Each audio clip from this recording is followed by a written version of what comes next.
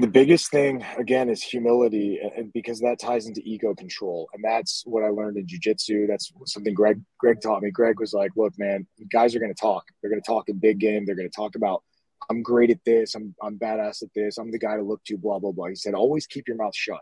Let your work ethic talk for itself. Jiu-jitsu, beautiful example of this. You tell somebody how good you are at anything, their hands will be on your throat and you'll be passing out in half a second, you know? So what I learned is, man, control the ego, because if you buck hard disrespectfully, if you buck against a black belt in jiu-jitsu, if you react emotionally, if you let your aggression show in an angry way, they will police that up real fast. And it's in order to keep the gym safe. They want people to check themselves, otherwise they will have them checked in order that they don't hurt other clients. Because think about it, you have an aggressive male and he rolls with a smaller female and injures her. Like, dude, every single black belt on that gym will be pounding that guy's daylights out in the parking lot. So there's, again, this primal tribal feeling to sparring on the mats. And that translates to leadership. We talk about jiu-jitsu, everything we learn on the mats, it translates to real life. I mean, these are all philosophical approaches to life. And that's the biggest thing a leader can do, is to humble their ego. Because when you do slow down your ego, when you check it, man, your breath rate slows down. You get more deep breaths, right? Belly breaths, less in the upper chest, less hyperventilation. You slow down your breath. You get prefrontal cortex going. You're not just limbic, animalistic minded. You're more meditative. You're more thoughtful about your approach. How will I react? And again, it's about throttling that violence. How much you're going to react with, how intense, how angry you're going to be, what kind of boundary you're going to set.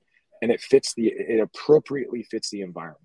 So you don't ever yell at subordinates if you don't have to yell. If you do have to yell, you'll yell, but they'll know there's a reason for it. If you don't have to, then you approach it with calm.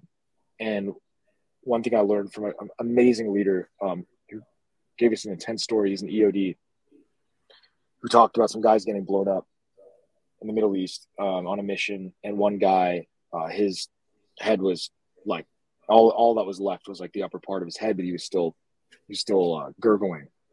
Mm-hmm. And the medic came out. The medic started panicking because he sees this, what looked like a corpse, still breathing. And he was about to start panicking. All the soldiers around looked at the medic, and the medic was about to freak out. And this EOD runs up to him and grabs the medic and just shakes him and looks at his eyes and says, look at me, stay calm. Everybody is looking at you right now.